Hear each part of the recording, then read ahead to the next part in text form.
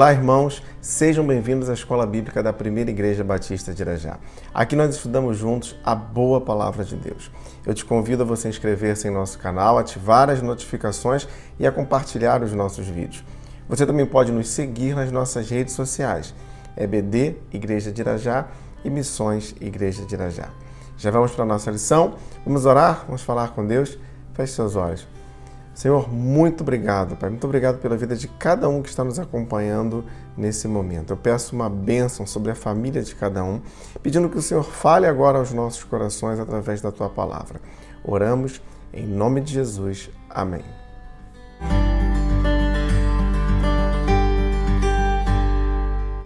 Nesse trimestre, nós estudamos o tema Isaías e para isso nós utilizamos a revista Compromisso da editora Convicção. Hoje chegamos à lição de número 13, a nossa última lição sobre esse tema. Se você perdeu alguma das lições anteriores, você pode assisti-la na playlist Escola Bíblica do nosso canal. Nós vimos que o texto do profeta Isaías ele teve um grande alcance. Esse alcance ele transcendeu a sua época, chegando a influenciar os textos do Novo Testamento. Como dissemos, Isaías ele é o livro do Antigo Testamento mais citado pelo Novo Testamento. E hoje veremos então textos do Novo Testamento que fazem referência direta ao profeta Isaías, confirmando aquela palavra profética. O título da nossa lição de hoje, Isaías, o Evangelho do Antigo Testamento. Evangelho antes do Evangelho. Nós já dissemos do alinhamento que os escritores do Novo Testamento têm com o profeta Isaías. E esse alinhamento, que é profundo e teológico, ele permite considerar que o livro do profeta Isaías ele é como uma espécie de evangelho antes do evangelho. Isso concorda com o entendimento que nós já expusemos ao longo de várias lições de que a proposta de salvação pela graça, através da fé em Jesus, ela sempre foi a mesma ao longo da palavra de Deus. E é no profeta Isaías que nós encontramos pela primeira vez a expressão boas novas. Isaías capítulo 61, verso 1, a parte A. O Espírito do soberano Senhor está sobre mim, porque o Senhor ungiu-me para levar boas novas aos pobres. Essas boas novas, citadas aqui por Isaías, estão marcando um novo tempo na ênfase profética, que a partir de agora vai se mostrar mais centrada na salvação. Mas há um outro elemento que também é muito importante aqui em Isaías, que é a sua mensagem messiânica. O próprio Jesus, ele há de se identificar como o Messias prometido no profeta Isaías. Evangelho de Lucas, capítulo 4, versos de 16 a 21. Ele foi a Nazaré, onde havia sido criado. E no dia de sábado entrou na sinagoga como era seu costume, e levantou-se para ler. Foi-lhe entregue o livro do profeta Isaías. Abriu-o e encontrou o lugar onde estava escrito: O Espírito do Senhor está sobre mim, porque ele me ungiu para pregar boas novas aos pobres. Ele me enviou para proclamar liberdade aos presos e recuperação da vista aos cegos, para libertar os oprimidos e proclamar o ano da graça do Senhor. Então ele fechou o livro, devolveu-o ao assistente e assentou-se. Na sinagoga, todos tinham os olhos fitos nele. E ele começou a dizer-lhes: Hoje se cumpriu a escritura que vocês acabaram de ouvir.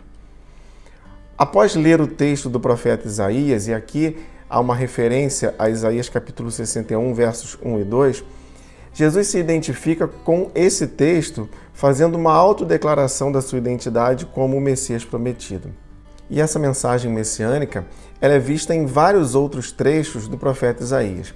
Por exemplo, Isaías capítulo 4, verso 2.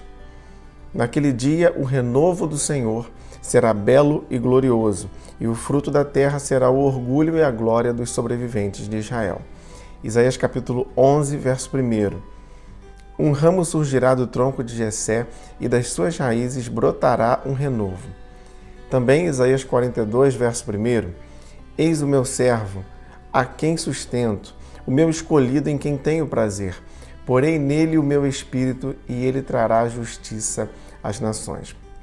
Essas profecias aqui de Isaías, que apontam para o Messias, elas são confirmadas pelo ministério de Jesus, que curava cegos, surdos, aleijados. Por exemplo, Evangelho de Mateus, capítulo 11, versos de 3 a 5. És tu aquele que haveria de vir, ou devemos esperar algum outro? Jesus respondeu: voltem e anunciem a João o que vocês estão ouvindo e vendo. Os cegos veem, os mancos andam, os leprosos são purificados, os surdos ouvem. Os mortos são ressuscitados e as boas novas são pregadas aos pobres. Esse texto aqui que nós lemos, ele é muito claro em nos mostrar que o próprio Jesus explica que os seus milagres o comprovam como o Messias prometido. E um outro ponto muito importante no ministério de Jesus é que ele está inaugurando a nova aliança profetizada por Isaías. Isaías 55, versos 3 e 4. Deem ouvidos e venham a mim, ouçam-me para que a sua alma viva. Farei uma aliança eterna com vocês, minha fidelidade prometida a Davi. Vejam, eu o fiz uma testemunha aos povos e um líder e governante dos povos. E em Lucas capítulo 22, verso 20, Jesus confirma o início dessa nova aliança. Diz assim o texto: esse cálice é a nova aliança no meu sangue, derramado em favor de vocês. Há ainda uma outra importante dimensão a considerarmos aqui em Isaías, que é a dimensão escatológica. Isaías capítulo 9, verso 7. Ele estenderá o seu domínio e haverá paz sem fim sobre o trono de Davi e sobre o seu reino, estabelecido e mantido com justiça e retidão, desde agora e para sempre. O zelo do Senhor dos Exércitos fará isso. Esse reino, estabelecido em Jesus, ele será consumado com a sua volta. Evangelho de Lucas, capítulo 1, versos 32 e 33. Ele será grande e será chamado Filho do Altíssimo. O Senhor Deus lhe dará o trono de seu pai, Davi, e ele reinará para sempre sobre o povo de Jacó. Seu reino jamais terá fim. Então, irmãos, a vida e o ministério de Jesus confirmam a expectativa messiânica que Isaías traz consigo e também denotam uma perspectiva escatológica. Concluímos então a nossa compreensão de que Isaías contém a mensagem do Evangelho, a boa nova, ainda no Antigo Testamento. A tradição de Isaías nos primeiros Atos dos Apóstolos. Ainda no primeiro século, o texto bíblico que a igreja tinha acesso era o Antigo Testamento, ressaltando aqui a lei, os profetas e salmos. Lucas capítulo 24, verso 44. E disse-lhes: foi isso que eu lhes falei quando ainda estava com vocês. Era necessário que se cumprisse tudo o que a meu respeito estava escrito na lei de Moisés, nos profetas e nos salmos.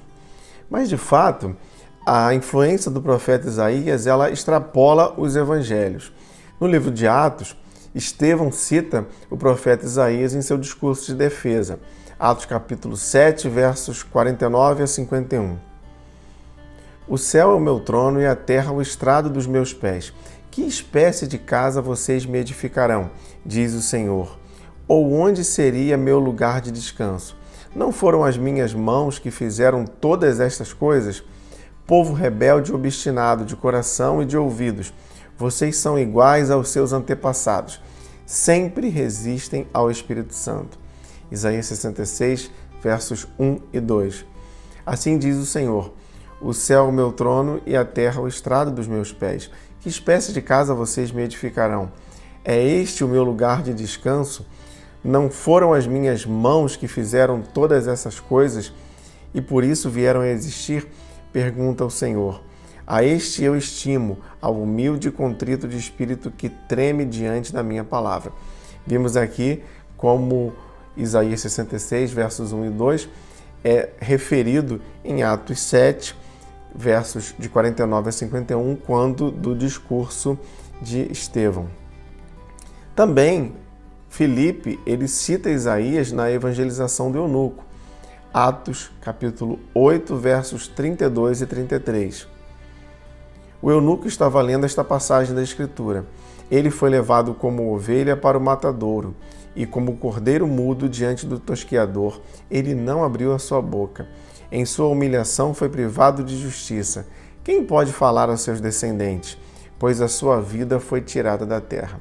Essa é uma citação de Isaías capítulo 53, versos 7 e 8. E ainda no livro de Atos, o apóstolo Paulo há de citar Isaías, Atos 28, versos de 26 a 27. Vá a este povo e diga: ainda que estejam sempre ouvindo, vocês nunca entenderão. Ainda que estejam sempre vendo, jamais perceberão. Pois o coração deste povo se tornou insensível, de má vontade ouviram com seus ouvidos e fecharam os seus olhos. Se assim não fosse, poderiam ver com seus olhos, ouvir com seus ouvidos, entender com o coração e converter-se, e eu os curaria. Essa aqui é uma citação de Isaías capítulo 6, versos 9 e 10. Bom, assim nós percebemos o quão importante foi o texto de Isaías para os apóstolos do primeiro século. E nós também vemos a tradição do profeta Isaías nos escritos paulinos. O apóstolo Paulo, ele era um profundo conhecedor das Escrituras. Muitos dos seus ensinamentos, constantes das suas cartas, foram extraídos da tradição do profeta Isaías. Em sua carta aos Romanos, por exemplo, capítulo 3, versos de 15 a 17, diz assim: seus pés são ágeis para derramar sangue, ruína e desgraça marcam os seus caminhos, e não conhecem o caminho da paz. Essa aqui é uma citação de Isaías, capítulo 59, versos 7 e 8, quando vai dizer: seus pés correm para o mal, ágeis em derramar sangue inocente. Seus pensamentos são maus, ruína e destruição marcam os seus caminhos. Não conhecem o caminho da paz, não há justiça em suas veredas. Elas as transformaram em caminhos tortuosos. Quem andar por eles não conhecerá a paz. Ainda em sua carta aos Romanos, capítulo 9, versos de 27 a 33, ele cita diretamente Isaías. Diz assim o texto: Isaías exclama com relação a Israel: embora o número dos israelitas seja como a areia do mar, apenas o remanescente será salvo. Pois o Senhor executará na terra a sua sentença rápida e definitivamente. Como anteriormente disse Isaías: se o Senhor dos Exércitos não nos tivesse deixado descendentes, já estaríamos como Sodoma e semelhantes a Gomorra. Que diremos então? Os gentios que não buscavam justiça a obtiveram, uma justiça que vem da fé. Mas Israel, que buscava uma lei que trouxesse justiça, não a alcançou. Por que não? Porque não a buscava pela fé, mas como se fosse pelas obras. Eles tropeçaram na pedra de tropeço. Como está escrito: eis que ponho em Sião uma pedra de tropeço e uma rocha que faz cair, e aquele que nela confia jamais será envergonhado. Irmãos, concluindo, o livro do profeta Isaías nos mostra o progresso da revelação de Deus no Antigo Testamento de forma direta e clara. E isso em total concordância com os textos do Novo Testamento. A Bíblia é um livro completo, é um livro perfeito. A sua mensagem, que é perfeita, ela está em total harmonia com toda a palavra de Deus. Seja nos textos proféticos, nos evangelhos, nas cartas, tudo está em perfeita harmonia e divinamente encaixado. E isso só é possível por um motivo, porque a Bíblia é a palavra de Deus. Que o Senhor nos abençoe no estudo da sua palavra. Vamos orar mais uma vez. Senhor, agora nós colocamos nossos corações em tuas mãos, pedindo que o Senhor complete a tua palavra em nossas vidas. Muito obrigado, ó Pai, por cada uma de nossas famílias, sobre as quais eu peço a tua bênção, que o Senhor esteja agindo diretamente sobre as nossas casas. Oramos agradecidos em nome de Jesus. Amém.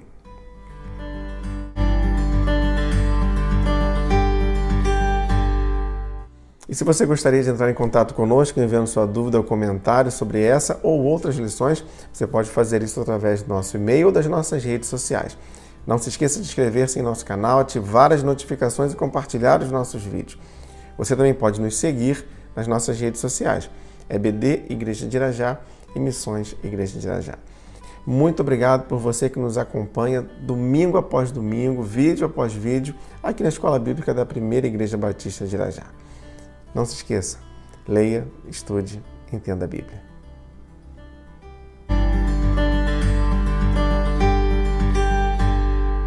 Por porque um menino nos nasceu, um filho nos foi dado, e o governo está sobre os seus ombros. Ele será chamado Maravilhoso Conselheiro, Deus Poderoso, Pai Eterno, Príncipe da Paz. Ele estenderá seu domínio e haverá paz sem fim sobre o trono de Davi e sobre o seu reino, estabelecido e mantido com justiça e retidão, desde agora e para sempre.